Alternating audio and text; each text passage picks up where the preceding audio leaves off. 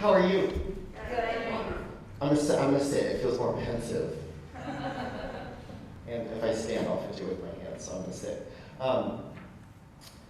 I did this a little bit last year. If this is your first time at with us for the Pride moment, some of what I say might be a little bit repetitive, but I think is still important.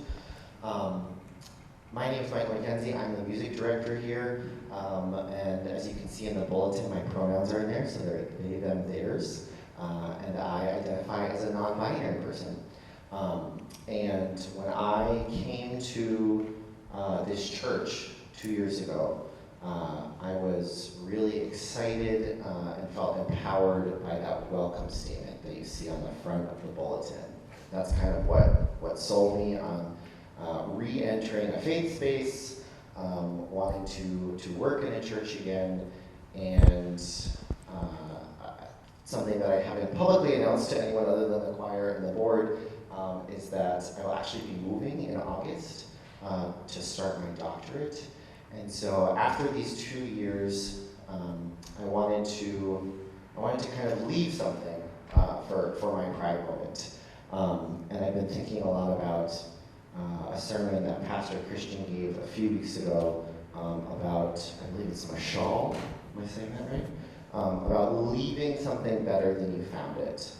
And I think that's kind of what I want to leave today, is what kind of tools can I give you, what kind of things can I empower you to do for after I'm gone, to make sure that this space is one that remains inclusive for people in the LGBTQIA plus community. And one of the things I'm going to start with was a quote that I had never heard before and felt very affirmed by. I was having a coffee with a student who honestly just wanted to sit down and have a conversation about my experience as a trans non-binary person and also a classical musician. And they wanted some advice. They were just getting started. And they said, it's so difficult because you walk into every space trying to find ways to affirm that you're not safe. And that stuck with me. Because I was like, I've never thought about it. Most people kind of, I think it's the other thing. They're looking for the things that tell them that someone is safe. And I was like, oh, that's not true. What you do is you try to find the thing you know you need to avoid. The people you need to avoid, the places you need to avoid, the jobs you need to avoid. And I was like, that about sums it up.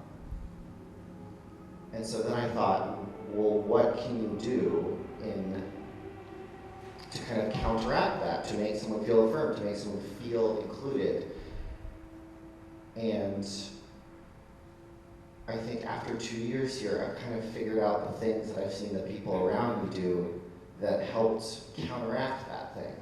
Counteract the, oh, here I'm not safe, or here I shouldn't exist, or here I just kind of need to come and do my job and leave. And there are a few things that I think are very simple, but have been really impactful. I think one of the things Pastor Christian does really well, which is get to know the human being. Ask someone questions about their life, their more than just the thing that you can identify about them. I can usually tell in an interaction when someone's thinking about my identity while they're speaking to me. You can see it. There's something on the face where I can tell them, like, I am the first trans person you've ever interacted with, which means that I can pretty much guarantee how this is going to go. But the ability to move past that and to know that under whatever it is that feels new to you, is a whole person that exists, that has interests, that has passions, and has things that they're excited about. And most days, the thing I don't feel like I want to have a conversation about is my transness. I want to talk to you about music. I want to talk to you about what I do in my day. I want to talk to you about where I had dinner. And to get past that. And the other thing that really sat with me, and it kind of came over time, because they started during my time here, are these celebrations that happen after the service.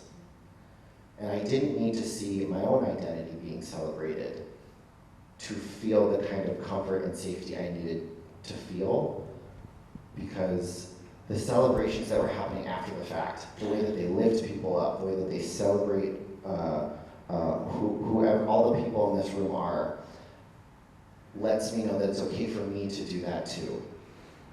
And I think Patty does such an incredible job at creating space that, I mean, we did those first pop-ups, and then I can't, like, all the times that you'd be like, people keep coming up and they want their pop-up weekend. And that's so cool, like, that you can create a culture that doesn't just welcome people, but that they want to share and celebrate with one another. That's the culture that you want to preserve at all costs. If you leave with nothing else, don't ever give up celebrating people, all the time, always. Because today, I get to get up here and I'm gonna sing you a song that is really meaningful to me, and we have this incredible pop-up outside that I'll talk to you more about in just a second, and we get to celebrate. And I think those are the two pieces of advice I give you. Get to know the human being, because when you get to know the human being, I promise you it's going to become a lot easier to get someone's pronouns correct, because you're going to care. If you don't know the person, if they're just a human who has a name and a pronoun you can't remember, you're not going to remember it. If you care about the person, if you get to know the person, I promise you it will be easier to remember that they go by they, them. And then celebrate.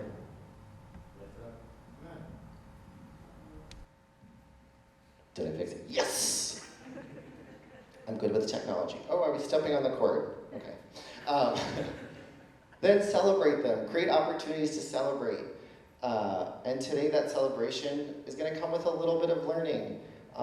So myself and my best friend, and also a person that I run a nonprofit with, Kate, who you'll get to meet later, our nonprofit, Voices for Social Justice, kind of puts on the pop-up outside, and it's craft kits, which I know that you're going to feel a little apprehensive of. We see this every year.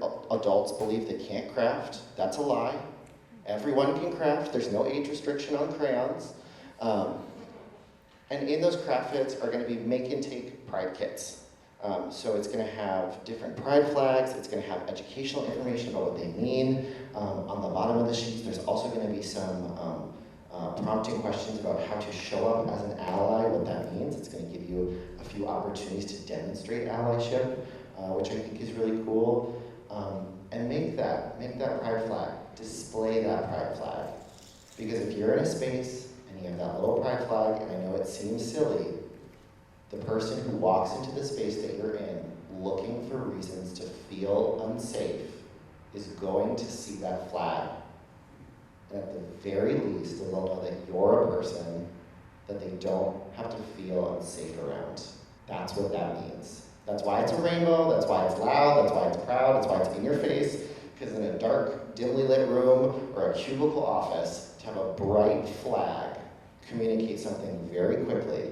And it might not mean that that person's going to come up to you and they're going to, start to divulge all that information, or but they will know that when push comes to shove, if they needed someone, you're there. And it can help counteract the other things in that room that are telling them, I shouldn't feel safe right now. But that one little thing makes a huge difference. So make that flag, craft it, bring it home, do some learning, read those questions, take a little bit of action, and find a place to put that flag up.